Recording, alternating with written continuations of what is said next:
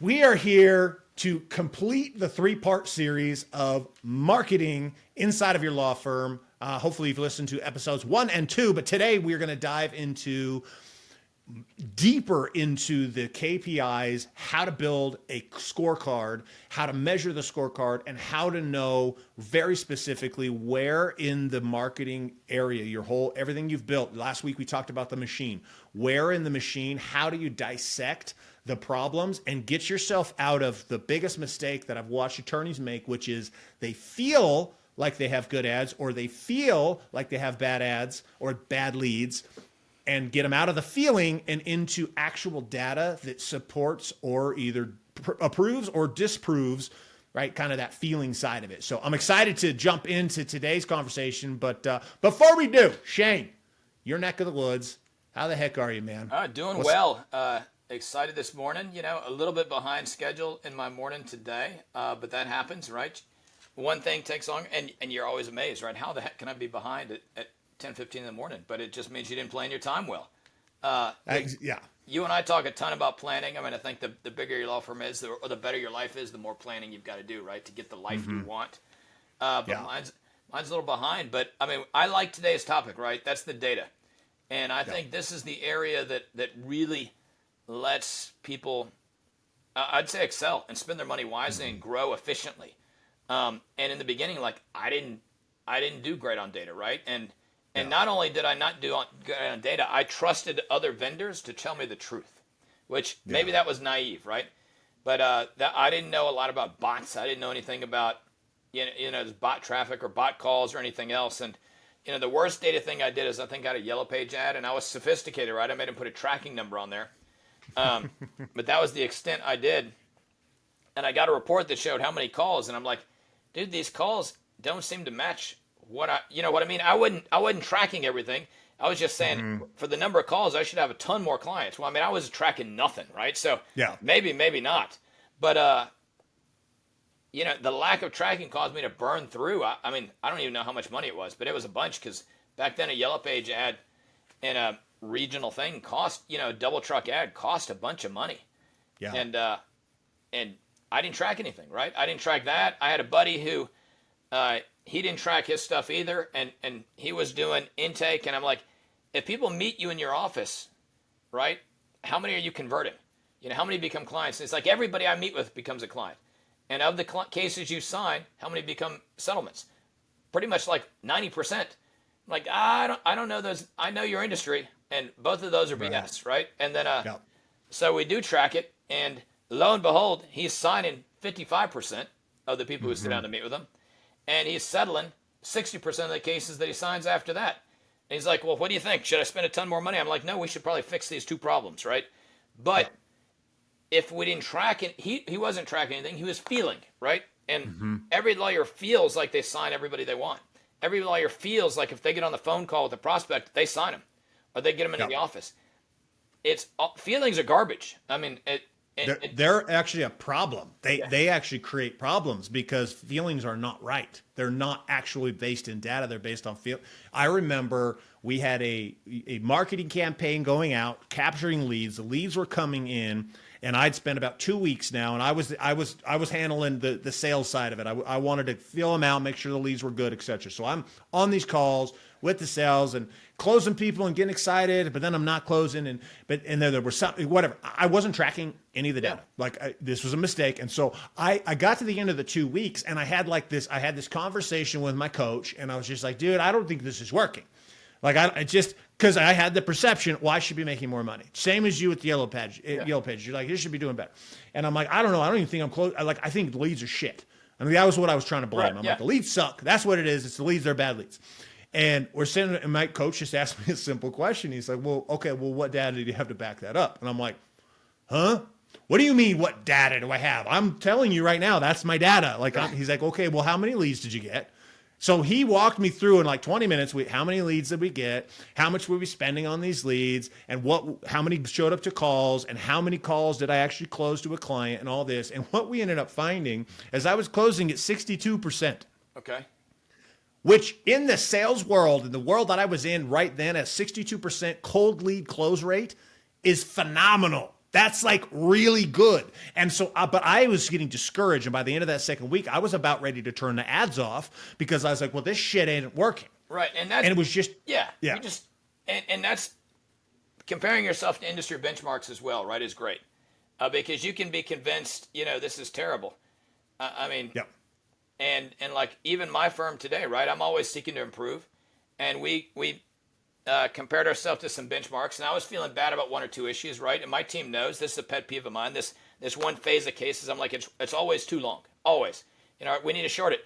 And they're like, okay, Shane, we hear you, but we just want to show you this over here, this data that says we're 25% better than the industry average. And I'm like, okay, you may have a point, but it's still all right. long.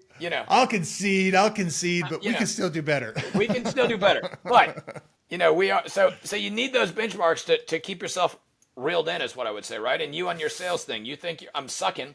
And he's like, no, you're doing good. And no, the close is good. It comes down to, it's data-driven decisions. Right. Not emotion, not feelings. It has to be data-driven. Like the transition you've got to make as a law firm owner, you have to elevate from marketer to I'm the CEO of the metrics, of the numbers. Right. Like I am the guy who this is my Bible. I don't care how you feel. Now, if there's data to back it up, I do care. Now all of a sudden my interest is pinged, right? I'm like, okay, let's look at this. What's going on here? But I think that's very hard to do. It is, and especially when you get into stuff away from ads, right? Ads are easier. Because you can track the numbers to appointment to sales, right? That's easy. Harder things are like billboards or TV spend or paying for your kid's Little League thing and getting your name on the banner, right? And I say there's some areas where it's going to be super hard to track, but that shouldn't be all you're doing. And the fact that it's hard to track doesn't mean you don't track anything. Unless you're going to say, hey, the banner at the Little League thing is just a charitable thing I do. Boom. And then you're not tracking it. It's just brand building. Okay, cool. But don't call it your marketing then. Just call it your charitable giving, right? And that's we had that for a little while. It was like, hey, we'll spend $500 on any one, an employee could come in and we'd spend up to $500 on that stuff just as, quote, brand building and employee retention. But I didn't call it my marketing, right? Because it's not. It's not driving sales. It's just whatever. So I don't even know where I was going with this other than don't confuse the fact that it's hard to track with the reason not to track.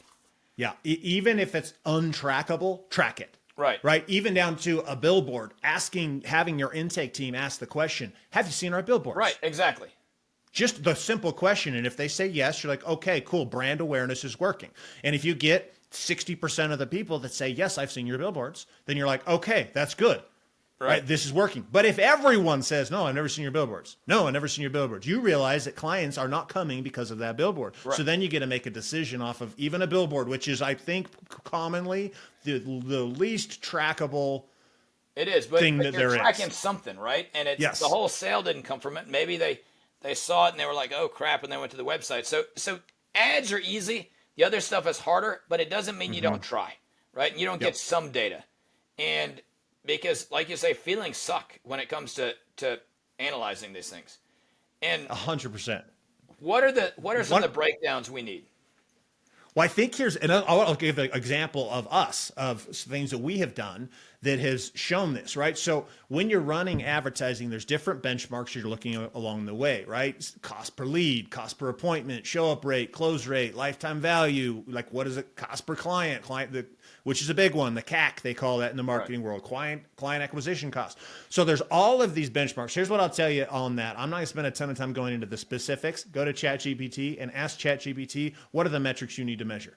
It will tell you exactly. So there's no reason for me to try to act like I'm smart and tell them to you. Go look it up on chat. That's the easiest way to do it. But I want to share a real world example of how you can utilize that data to actually make correct decisions, right? You and I, one of the campaigns, we started running this campaign, and the campaign itself, we were like, ooh, the ads, they had what's called a click-through rate. Click-through rate was high, right? We're looking, industry average was 2%. We were like 7%.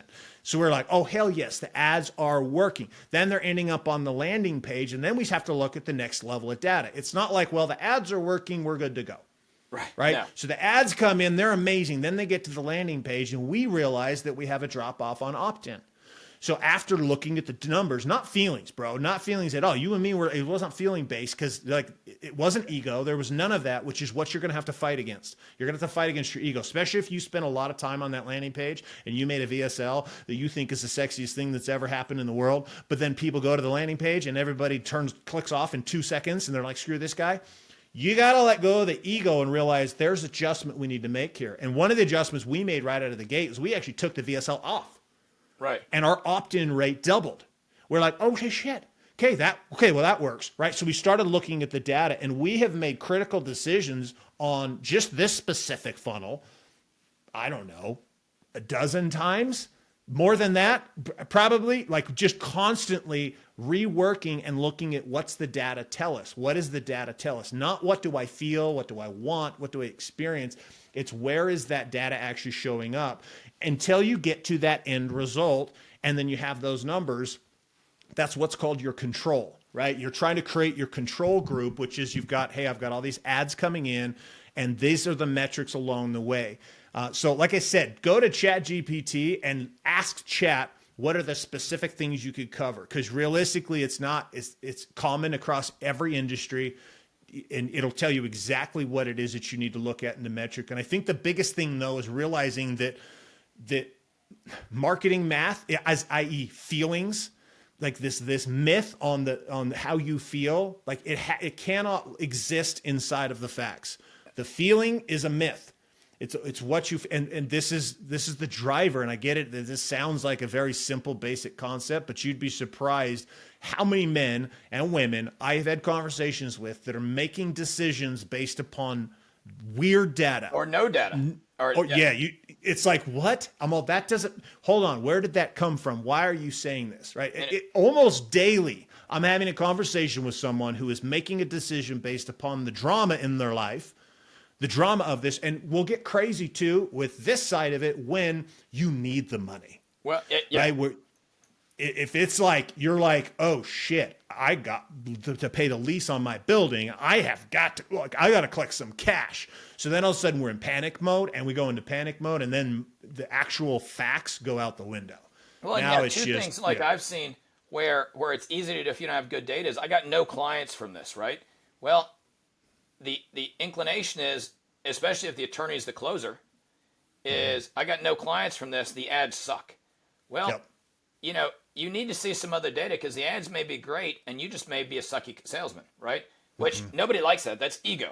But if you map it all out, you can see, well, I had 10 show-ups to my office with qualified prospects, or 10 show up, 8 could have been clients, and I signed 1. Well, then you don't have an ad problem. You have a conversion problem, and it's you, right? So you need to figure that out. So by having the data, you can pinpoint that and see where the problem is. But this also applies like to people doing referral relationships, right? Or professional partnerships, right? How many lunches do you get? And data is how many clients did I send to that person? How many did they send to me, right?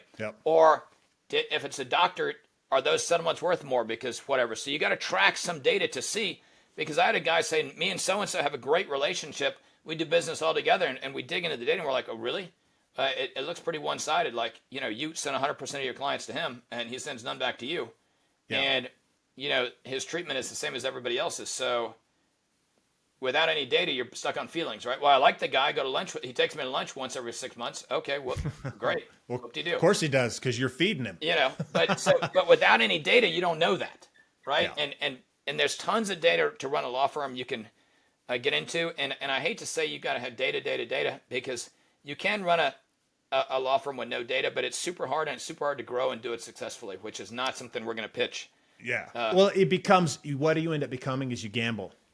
You just, because the goal is to create, if you guys go back and you haven't listened to episode number 2 of this 3-part series, we talk about the machine, and part of the machine is building a predictable system. Boom. Right? And that's the key. Predictability. That's what we do, because we found predictability reduces stress, reduces anxiety, and allows you to consistently grow and not get burned out, right? When in predictability, you make money this month, you make none next month, you go home, you're stressed out, you and your wife argue, you want to yell at your kids, and then you come into work and you start, that's the whole point, is predictability. And that's what we're going to beat into you, I guess is what I would say. 100%. And that's what creates, right? You want, if I spend X amount in ads, I know I'm going to get this many leads.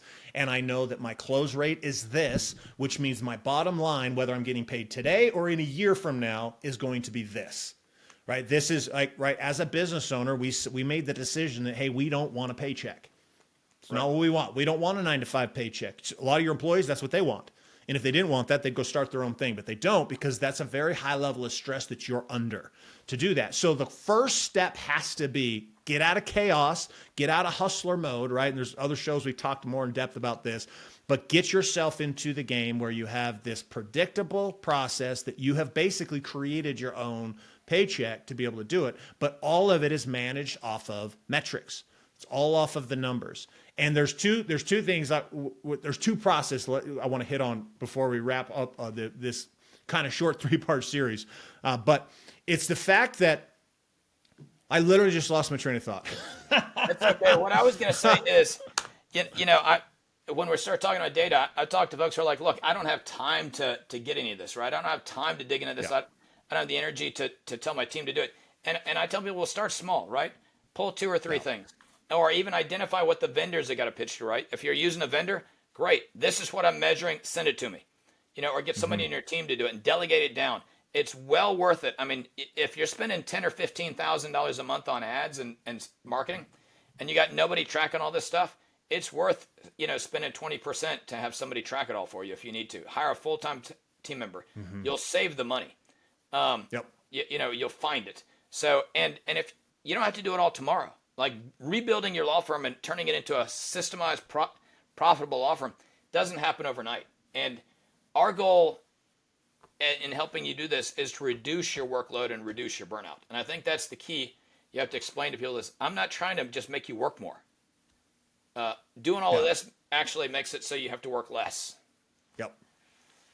Well, and I think the action item, like the thing I want you guys to do and implement, or at least look at implementing today off of this 3-part series, and we've had some calls to action on each of them. But this one, I want to look, where are you tracking this? So if you don't currently have a dashboard, right, you got to figure out what you're going to track. Right. But again, just go to ChatGPT, figure that out. Like, it's so easy. It'll tell you exactly the metrics you need to look at. But then it's a matter of, okay, well, I need a dashboard. And I don't care if at the beginning you don't have anything sexy. You don't need anything sexy. Could be a literal Excel spreadsheet that just tracks these numbers. It's just knowing how you're going to do it. It might be you that needs to do it. Maybe you don't have somebody on your team that can do this yet.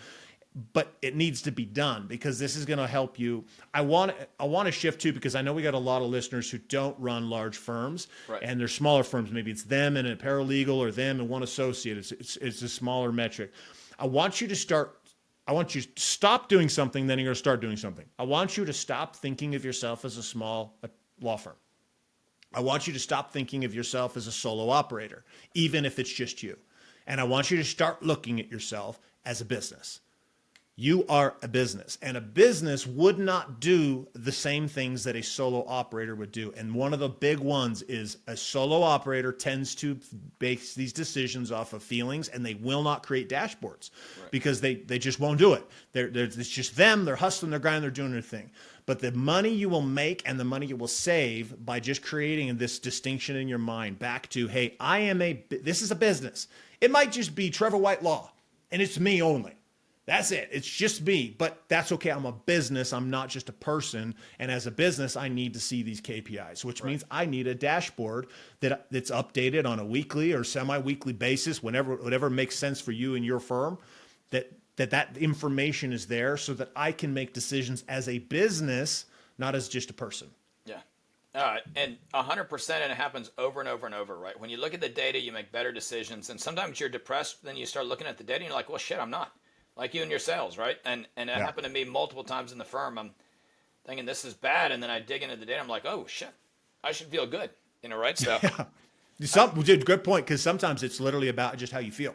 Yeah. And meaning it'll help you feel better because you'll actually see that it is working. Or you're like, shoot, I was an idiot. I shouldn't do that anymore. Well, stop being an idiot. Do something else. Right? Yep. So.